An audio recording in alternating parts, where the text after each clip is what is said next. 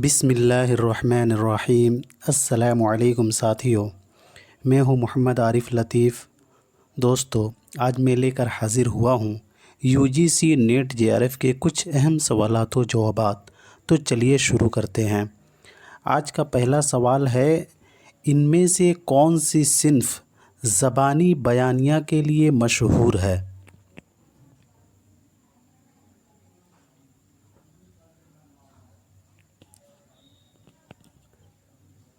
تو اس کا صحیح جواب ہوگا ڈی والا، داستان۔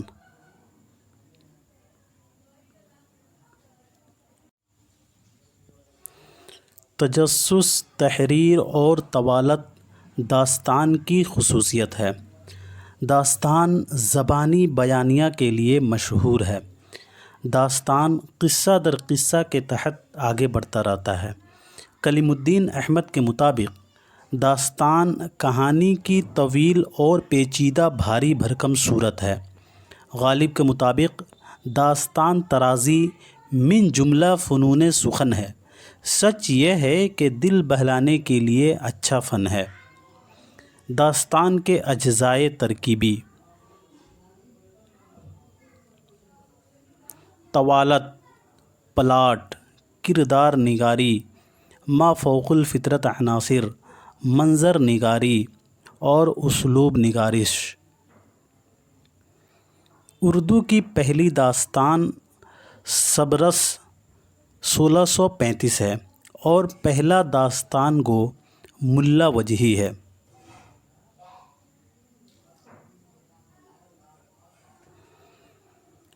شمالی ہند کی پہلی داستان عیسوی خان کی تصنیف قصہ مہر افروز دلبر 1770 ہے۔ اردو میں شمالی ہند کا پہلا ادبی نمونہ داستان نو طرز مرصع 1775 ہے۔ شمالی ہند کی پہلی داستان عیسوی خان کی تصنیف قصہ مہر افروز دلبر 1770 ہے اور اردو میں شمالی ہند کا پہلا ادبی نمونہ داستان نو طرز مرصع ہے۔ شمالی ہند کی پہلی طبع زاد داستان رجب علی بیگ سرور کی فسانہ عجائب 1824 ہے۔ اردو کی پہلی داستان صبرس ہے جو کہ ملا وجہی نے لکھا ہے 1635 عیسوی میں۔ شمالی ہند کی پہلی داستان عیسوی خان کی تصنیف قصہ مہر افروز دلبر 1770 ہے۔ اردو میں شمالی ہند کا پہلا ادبی نمونہ داستان نو طرز مرصع 1775 ہے۔ شمالی ہند کی پہلی طبع زاد داستان رجب علی بیگ سرور کی فسانہ عجائب 1824 ہے۔ بڑھتے ہیں اگلے سوال کی طرف۔ باغ و بہار میں دوسرا درویش کس ملک کا بادشاہ ہے؟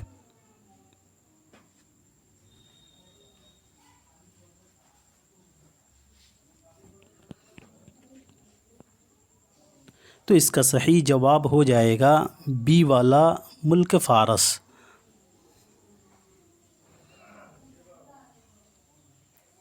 پہلا درویش یمن کے سوداگر خواجہ احمد کا بیٹا ہے۔ دوسرا درویش فارس کا شہزادہ۔ تیسرا درویش عجم کے بادشاہ کا بیٹا ہے۔ چوتھا درویش چین کے بادشاہ کا بیٹا ہے۔ پہلے درویش کی شادی دمشق کی شہزادی سے ہوتی ہے اور دوسرے درویش کی شادی بصرہ کی شہزادی سے ہوتی ہے۔ تیسرے کی فرنگ کی ملکہ مہر نگار سے ہوتی ہے اور چوتھے کی پیر مرد اجمی کی بیٹی سے ہوتی ہے۔ بڑھتے ہیں اگلے سوال کی طرف۔ باغ و بہار میں شہزادی اپنے ملازم بہروز کے ذریعے جس جوان کا قصہ بتاتی ہے وہ ہر مہینے زمرد کا مرتبان لے کر کس پر سوار ہو کر آتا ہے؟ موسٹ امپورٹنٹ سوال ہے یہ۔ تو اس کا صحیح جواب ہوگا ڈی والا، بیل۔ باغ و بہار میں بیل اور نیشا پور کے سوداگر کے کتے کا ذکر ہے جس کے گلے میں 12 لال تھا۔ خواجہ سگ پرست نے آذربائیجان کے باشندے سے لال لیے تھے۔ خواجہ سرپرست کی داستان سن کر اور اس کتے کو دیکھ کر جس کے پٹے میں 12 عدد لال ٹنگے ہوئے تھے، آزاد بخت نے وزیر کو رہا کر دیا تھا۔ باغ و بہار کے دوسرے قصے میں بصرہ کی شہزادی اپنے ملازم بہروز کے ذریعے جس جوان کا قصہ بتاتی ہے، وہ ہر مہینہ زمرد کا مرتبان لے کر بیل پر سوار ہو کر آتا ہے۔ اگلا سوال ہے، یہ کس نے کہا ہے کہ میر امن ناول کے لیے موضوع زبان کی بنیاد ڈالی؟ اگین موسٹ امپورٹنٹ سوال۔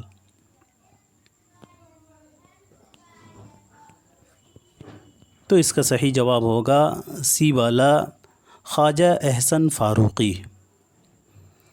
خواجہ احسن فاروقی نے کہا ہے کہ میر امن نے ناول کے لیے موضوع زبان کی بنیاد ڈالی۔ میر امن کے یہاں مکالمہ اور بیان کی زبان ایک ہی ہے بقول خواجہ احسن فاروقی۔ بقول سید عبداللہ، باغ و بہار زندہ کتاب ہے اور اس کا اسلوب زندہ اسلوب ہے۔ میر امن کو اردو نثر میں وہی مرتبہ حاصل ہے جو میر تقی میر کو اردو شاعری میں حاصل ہے۔ بقول سر سید احمد خان، یہ سر سید احمد خان کا قول ہے باغ و بہار کے تعلق سے، میر امن کو اردو نثر میں وہی مرتبہ حاصل ہے جو میر تقی میر کو اردو شاعری میں حاصل ہے۔ میر اگر اہل زبان تھے تو میر امن خالق زبان۔ گیان چند جین کا بھی باغ و بہار کے تعلق سے یہ قول ہے، میر اگر اہل زبان تھے تو میر امن خالق زبان، بقول گیان چند جین۔ باغ و بہار میں سادگی اور پرکاری بیک وقت جمع ہیں، یہ قول کلیم الدین احمد کا ہے باغ و بہار کے تعلق سے۔ باغ و بہار میں سادگی اور پرکاری بیک وقت جمع ہیں۔ میر امن کی باغ و بہار ان تصنیفات میں سے ہے جو ایک بار پیدا ہو کر پھر نہیں مرتے۔ احتشام حسین کا بھی باغ و بہار کے حوالے سے یہ قول ہے، میر امن کی باغ و بہار ان تصنیفات میں سے ہے جو ایک بار پیدا ہو کر پھر نہیں مرتے۔ بڑھتے ہیں اگلے سوال کی طرف۔ رانی کیتکی کی کہانی میں اودے بھان کس کا بیٹا ہے؟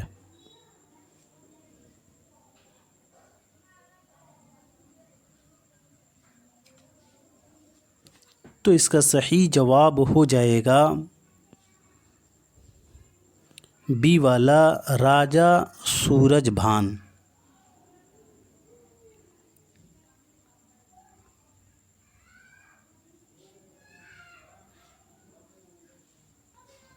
کنور اودے بھان ہیرو ہے، رانی کیتکی یا ہیروئن ہے، راجا سورج بھان یا ہیرو یعنی کنور اودے بھان کا باپ ہے، رانی لکشمی باس یا ہیرو یعنی کنور اودے بھان کی ماں ہے، جگت پرکاش یا ہیروئن یعنی رانی کیتکی کا باپ ہے، کام لتا یہ ہیروئن کی ماں ہے، مدن بان ہیروئن یعنی رانی کیتکی کی سہیلی ہے، مدن بان رانی کیتکی کی سہیلی ہے، جوگی مہندر گر جگت پرکاش کا گرو ہے، راجا اندر پھول کلی ایک مالن ہے۔ بڑھتے ہیں اگلے سوال کی طرف۔ فسانہ آزاد میں آزاد کی محبوبہ کا نام کیا تھا؟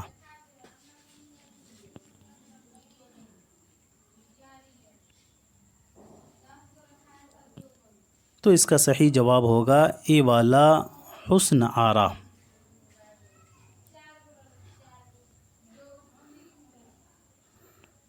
اب بات کر لیتے ہیں فسانہ آزاد کے مصنف پنڈت رتن ناتھ سرشار کے بارے میں۔ فسانہ آزاد ایک ناول ہے جو داخل نصاب ہے۔ پنڈت رتن ناتھ سرشار کی پیدائش 1846 عیسوی کو لکھنؤ میں ہوا تھا اور وفات 1902 عیسوی کو حیدرآباد میں۔ فسانہ آزاد 1880 پنڈت رتن ناتھ سرشار کا ناول ہے جو داخل نصاب ہے۔ ناول فسانہ آزاد 4 جلدوں پر مشتمل ہے۔ فسانہ آزاد میں طویل ناول کی طرح 6 پلاٹ ہیں۔ پنڈت رتن ناتھ سرشار نے فسانہ آزاد جلد اول کی ساری قسطیں ظرافت کے عنوان کے تحت اودھ اخبار میں 1878 عیسوی میں لکھی تھی، جو بعد میں 1880 عیسوی میں فسانہ آزاد کے نام سے شائع ہوئی تھی۔ فسانہ آزاد 4 ضخیم جلدوں میں تقریباً 4000 صفحات پر مشتمل پہلی بار منشی نول کشور کے زیر اہتمام 1880 عیسوی میں شائع کیا گیا تھا۔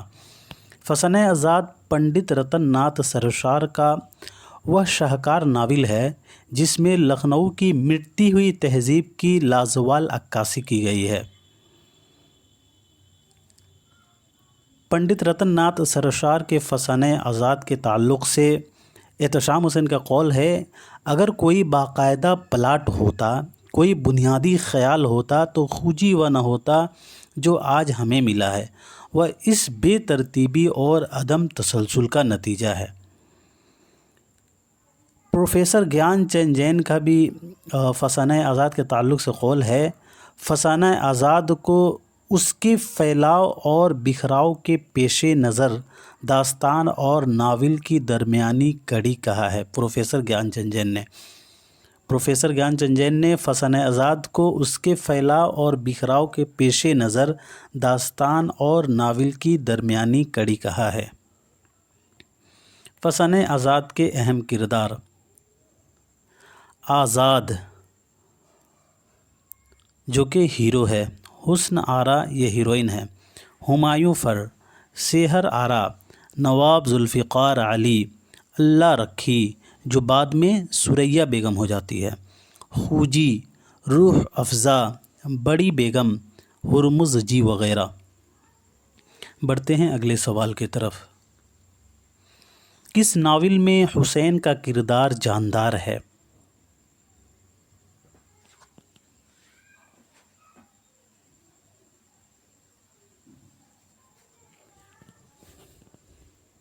تو اس کا صحیح جواب ہوگا بی والا، فردوس بری۔ فتح اندلیس، ملک العزیز ورجینا اور حسن انجلینا، یہ تینوں جو ہے عبدالحلیم شرر کا ناول ہے، اور یہ فردوس بری بھی عبدالحلیم شرر کا ناول ہے جو کہ داخل نصاب ہے۔ اس کی سنِ اشاعت 1899 ہے۔ اب بات کر لیتے ہیں عبدالحلیم شرر کے بارے میں۔ عبدالحلیم شرر کی پیدائش 1860 عیسوی کو لکھنؤ میں ہوا تھا اور وفات 1926 عیسوی کو لکھنؤ میں ہی ہوا تھا۔ عبدالحلیم شرر کا داخل نصاب ناول فردوس بری 1899 ہے جو 9 ابواب پر مشتمل ہے۔ فردوس بری 1899 9 ابواب پر مشتمل ہے۔ فردوس بری کے پہلے باب میں پریوں کا غول اور آخری باب انتقام کے عنوان سے ہے۔ فردوس بری کے پہلے باب میں پریوں کا غول اور آخری باب انتقام کے عنوان سے ہے۔ فردوس بری کا موضوع فرقہ باطنیہ کے عروج و زوال کی کہانی ہے۔ عبدالحلیم شرر نے اس ناول کو حیدرآباد میں مکمل کیا تھا۔ عبدالحلیم شرر نے فردوس بری کو حیدرآباد میں مکمل کیا تھا۔ اب بات کر لیتے ہیں فردوس بری کے کردار کے بارے میں۔ حسین فردوس بری کا اہم کردار ہے۔ زمرد، حسن بن صباح، یعقوب، شیخ علی وجودی، یہ بھی فردوس بری کا ایک اہم کردار ہے۔ رکن الدین خرشا، ہلاکو خان، منقو خان، طوبی خان، مرجاں وغیرہ۔ بڑھتے ہیں اگلے سوال کی طرف۔ مثنوی سیف الملوک و بدیع الجمال کا قصہ کس سے ماخوذ ہے؟ موسٹ امپورٹنٹ سوال ہے یہ اکثر پوچھا جاتا ہے۔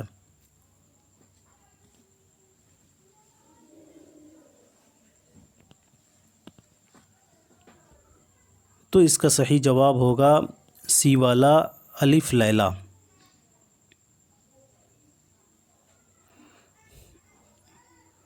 اب بات کر لیتے ہیں اس کے مصنف شیخ بہاؤالدین غواصی کے بارے میں۔ شیخ بہاؤالدین غواصی نے مثنوی سیف الملوک و بدیع الجمال کو سلطان محمد قطب شاہ کے عہد میں لکھنا شروع کیا تھا اور محمد سلطان عبداللہ کے عہد میں 1825 عیسوی میں مکمل کیا تھا۔ یاد رہے کہ غواصی نے سیف الملوک و بدیع الجمال کو سلطان محمد قطب شاہ کے عہد میں لکھنا شروع کیا تھا اور سلطان عبداللہ کے عہد میں 1825 عیسوی میں مکمل کیا۔ سیف الملوک و بدیع الجمال مثنوی الف لیلہ کے نثری داستان سے ماخوذ ہے۔ مثنوی سیف الملوک و بدیع الجمال میں اشعار کی تعداد 2000 ہے۔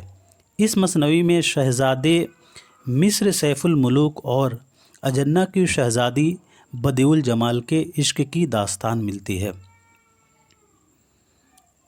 اب بڑھتے ہیں اگلے سوال کی طرف۔ سوال نمبر 49 ہے، صبرس کس کی فرمائش پر لکھی گئی ہے؟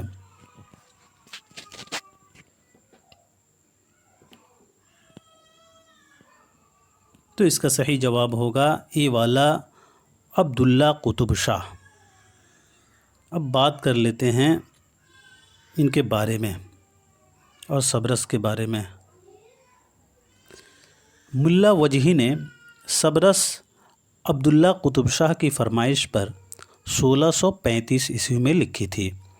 مولوی عبدالحق نے پہلی بار انجمن ترقی سے 1932 عیسوی میں شائع کیا تھا۔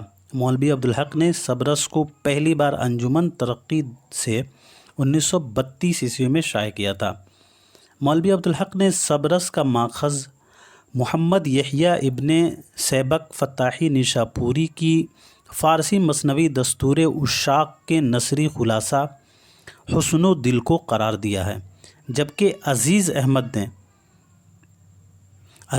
نے مثنوی دستور عشاق اور اس کا نثری خلاصہ حسن و دل دونوں کو صبرس کا ماخذ قرار دیا ہے۔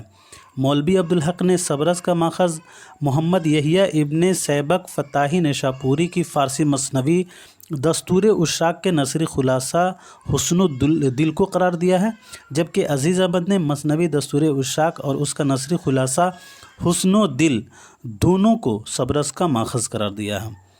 ملا وجہی نے صبرس میں عشق پر 11 انشائیے لکھے ہیں۔ موسٹ امپورٹنٹ لائن ہے یہ۔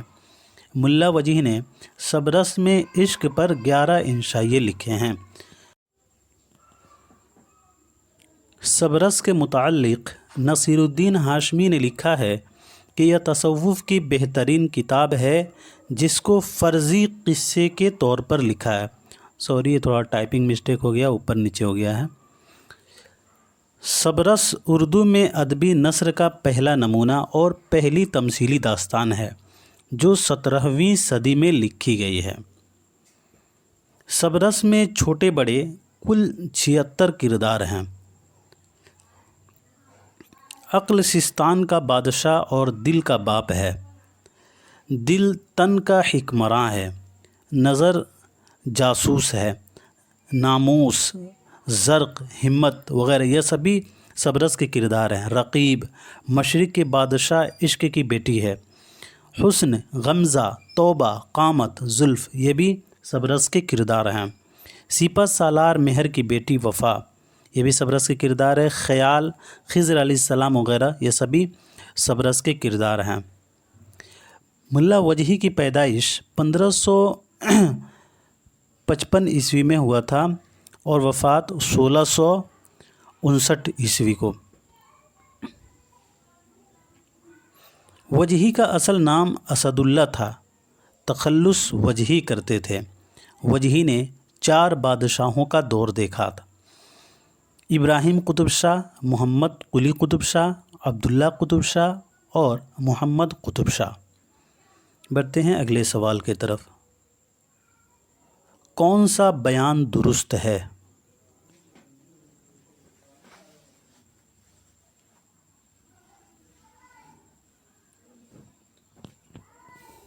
تو اس کا صحیح جواب ہو جائے گا بی والا قدم راؤ پدم راؤ فخردین نظامی کی تصنیف ہے اور یہ اردو کی پہلی مثنوی ہے، قدم راؤ پدم راؤ۔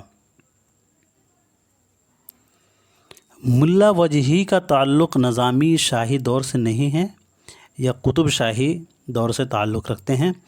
بہار عشق یا میر تقی میر کی مثنوی نہیں ہے بلکہ یہ مرزا شوق لکھنوی کا مثنوی ہے۔ بہار عشق گلزار ارم قائم کی تصنیف نہیں ہے بلکہ یہ میر حسن کی تصنیف ہے، گلزار ارم۔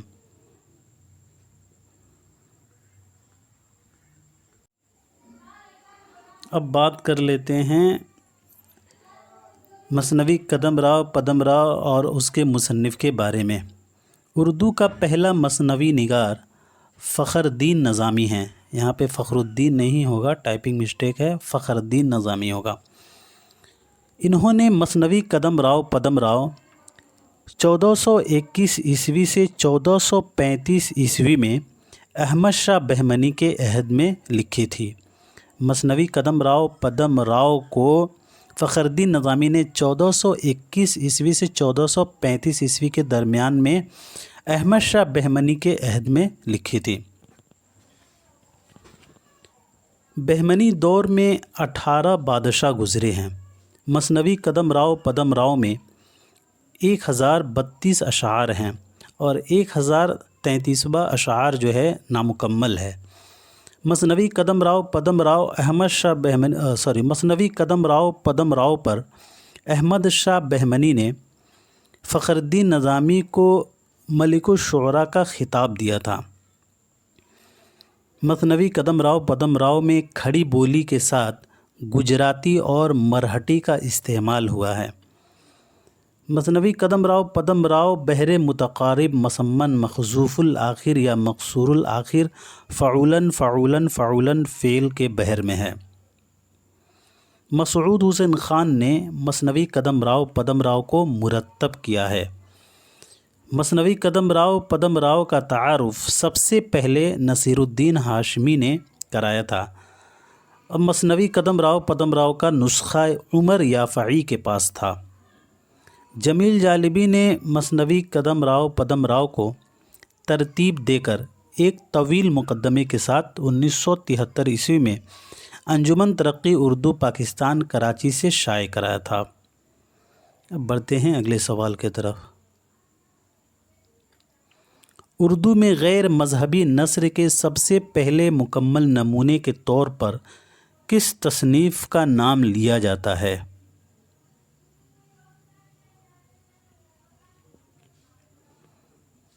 تو اس کا صحیح جواب ہوگا ڈی والا سبرس۔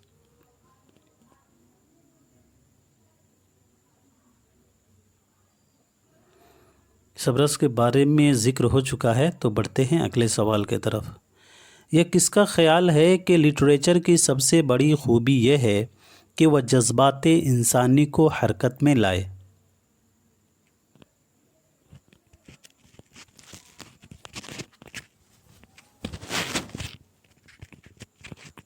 تو اس کا صحیح جواب ہوگا نیاز فتح پوری، سی والا اس کا صحیح جواب ہو جائے گا۔ نیاز فتح پوری 1887 عیسوی کو بارہ بنکی میں پیدا ہوئے تھے اور وفات 1966 عیسوی کو پاکستان میں ہوا تھا۔ نیاز فتح پوری کی اہم کتابیں انتقادیات اور مالا و ما عالیہ وغیرہ ہیں۔ نیاز فتح پوری تاثراتی اور جمالیاتی نقاد ہیں۔ اب بات کر لیتے ہیں محمد حسین آزاد اور امداد امام اثر کے بارے میں۔ محمد حسین آزاد کی پیدائش 1830 عیسوی کو دہلی میں ہوا تھا اور وفات 1910 عیسوی کو لاہور میں۔ امداد امام اثر کی پیدائش 1849 عیسوی کو پٹنہ میں ہوا تھا اور وفات 1934 عیسوی کو پٹنہ میں ہی ہوا تھا۔ مہدی افادی کا پیدائش 1870 عیسوی کو ہوا تھا اور وفات 1921 عیسوی کو ہوا تھا۔ بڑھتے ہیں اگلے سوال کی طرف۔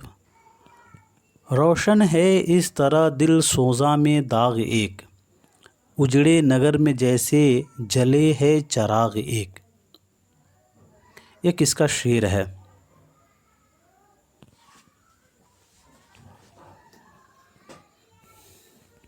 تو اس کا صحیح جواب میر تقی میر ہوگا، سی والا اس کا صحیح جواب ہوگا۔ اب بات کر لیتے ہیں مصحفی میر درد اور سوز کے بارے میں۔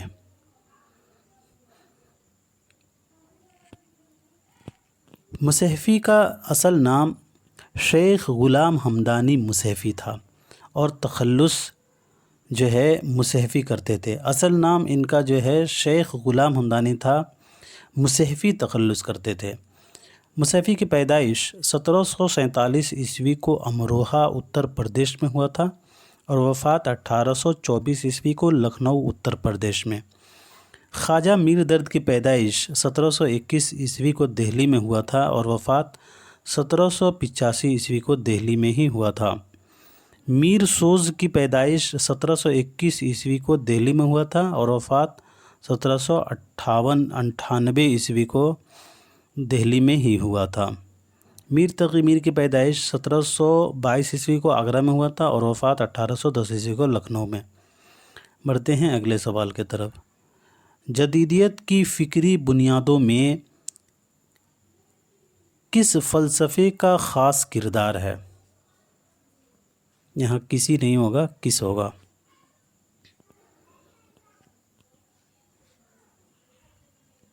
تو اس کا صحیح جواب ہوگا سی والا وجودیت۔ جدیدیت کے علم بردار شمس الرحمن فاروقی ہیں۔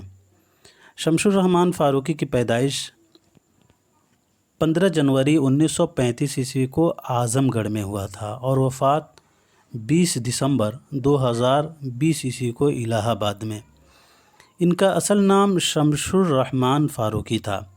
ان کے والد کا نام محمد خلیل الرحمن فاروقی تھا۔ شمس الرحمن فاروقی ماہنامہ شب خون کے بانی اور مدیر رہے ہیں۔ یہ موسٹ امپورٹنٹ پوائنٹ ہے۔ شمس الرحمن فاروقی ماہنامہ شب خون کے بانی اور مدیر رہے ہیں۔ اب بات کر لیتے ہیں شمس الرحمن فاروقی کے تصانیف کے بارے میں۔ لفظ و معنی 1968، تنقیدی افکار 1984، افسانے کی حمایت میں 1982، اس بات و نفی 1986، تفہیم غالب 1989، عروض آہنگ اور بیان 1977، شیر شور انگیز، یہ 4 جلدوں پر مشتمل ہے اور یہ میر تقی میر کے بارے میں ہے۔ شیر شور انگیز۔ فاروقی کے تبصرے 1968، شعر غیر شعر اور نثر 1975، اردو غزل کے اہم موڑ 1997، داستان امیر حمزہ، زبانی بیانیہ بیان کنندہ اور سامعین 1998، اردو کا ابتدائی زمانہ 1999، موسٹ امپورٹنٹ تصنیف ہے یہ، اردو کا ابتدائی زمانہ۔ انداز گفتگو کیا ہے 1993، ساحری شاہی صاحب قرآنی، یہاں پہ قراقی نہیں ہوگا، قرآنی ہوگا۔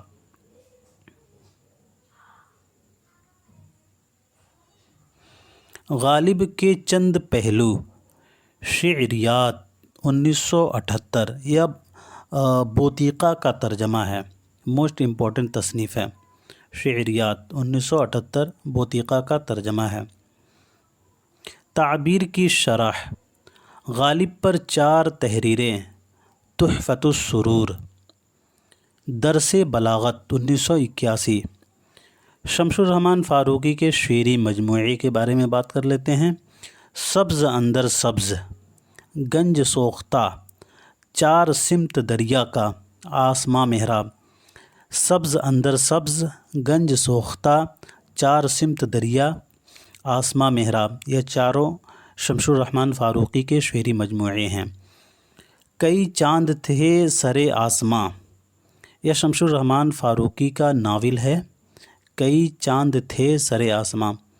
سوار اور دوسرے افسانے 2001، یہ شمس الرحمن فاروقی کا افسانوی مجموعہ ہے، سوار اور دوسرے افسانے۔ بڑھتے ہیں اگلے سوال کی طرف۔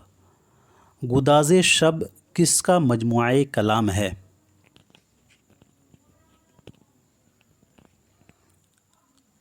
تو اس کا صحیح جواب ہوگا جذبی، ڈی والا اس کا صحیح جواب ہوگا۔ گداز شب معین احسن جذبی کا مجموعہ کلام ہے۔ اب بات کر لیتے ہیں جذبی کے بارے میں۔ جذبی کا اصل نام معین احسن تھا اور تخلص ملال، بعد میں انہوں نے جذبی اختیار کر لیا تھا۔ جذبی کی پیدائش 1912 عیسوی کو مبارک پور ضلع اعظم گڑھ میں ہوا تھا اور وفات 2005 عیسوی کو علی گڑھ میں ہوا تھا۔ ان کے والد کا نام احسن الغفور تھا۔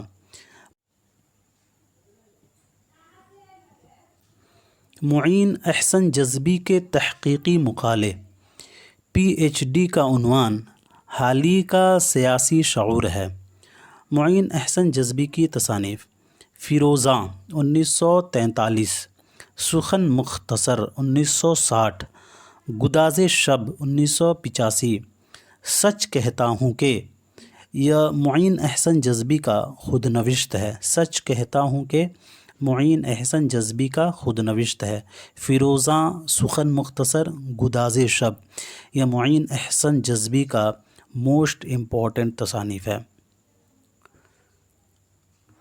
بڑھتے ہیں اگلے سوال کی طرف۔ تاریخ علم الکلام کا مصنف کون ہے؟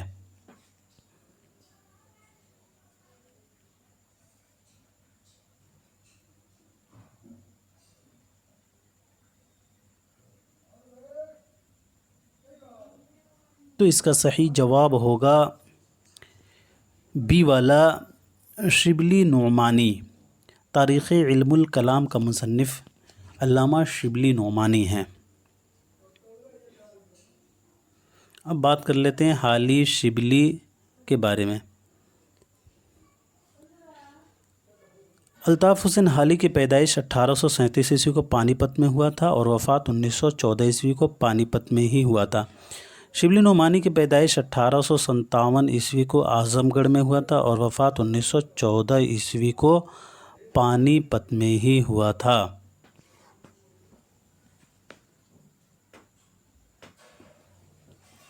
اب بڑھتے ہیں اگلے سوال کی طرف۔ سوال نمبر 57 ہے، سر سید کے رفقا میں سب سے کثیر تصانیف کس کی ہیں؟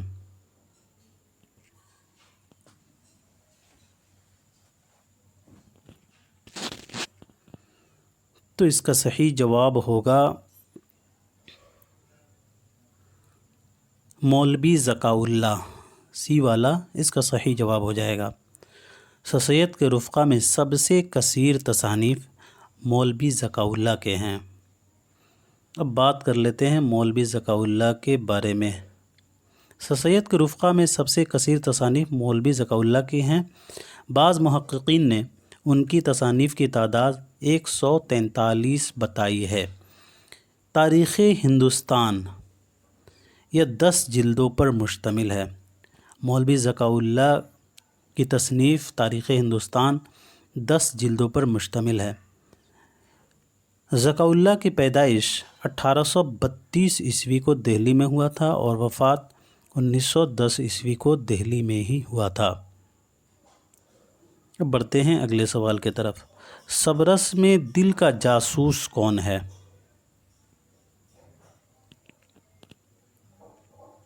تو اس کا صحیح جواب ہوگا نظر، اے والا اس کا صحیح جواب ہو جائے گا۔ صبرس میں دل کا جاسوس نظر رہتا ہے۔ اب بات کر لیتے ہیں سوال نمبر 59 کے بارے میں۔ کس شاعر نے مختلف علوم و فنون کی اصطلاحات کو بڑی خوبی کے ساتھ اپنے قصائد میں برتا ہے؟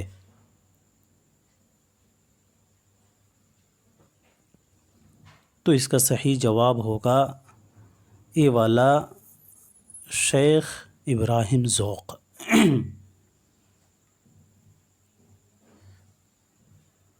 اب بات کر لیتے ہیں شیخ ابراہیم ذوق کے بارے میں۔ شیخ محمد ابراہیم ذوق کی پیدائش 1789 عیسوی کو دہلی میں ہوا تھا اور وفات 1854 عیسوی کو دہلی میں ہی ہوا تھا۔ شیخ محمد ابراہیم ذوق کا قصیدہ جو کہ داخل نصاب ہے، ہیں میرے آبلائے دل کے تماشا گوہر، اس میں 2 مطلع اور 72 اشعار ہیں۔ شیخ محمد ابراہیم ذوق کے والد کا نام شیخ محمد رمضان تھا۔ خاقانی ہند کا خطاب اکبر شاہ شانی نے شیخ محمد ابراہیم ذوق کو عطا کیا تھا۔ ملک الشعراء کا خطاب شیخ محمد ابراہیم ذوق کو بہادر شاہ ظفر نے عطا کیا تھا۔ محمد حسین آزاد کو اردو نظم کا خاتم قرار دیا۔ محمد حسین آزاد نے ذوق کو اردو نظم کا خاتم قرار دیا ہے۔ مرزا محمد رفیع سودا کے بعد قصیدہ گوئی میں شیخ ابراہیم ذوق کا نمبر ہے، مگر ان دونوں شاعران نامی میں پہاڑ اور ٹیلے کا فرق ہے۔ بقول امداد امام اثر، غزل اور قصائد دفتر دفتر ہے اور ہر شعر انتخاب۔ یہ سید احمد خان کا قول ہے، غزل اور قصائد دفتر دفتر ہے اور ہر شعر انتخاب۔ بڑھتے ہیں اگلے سوال کی طرف۔ آج کا آخری سوال ہے، کس کی غزلوں میں عشقیہ جذبات کا برملا اظہار رنگینی اور شگفتگی پیدا کر دیتا ہے؟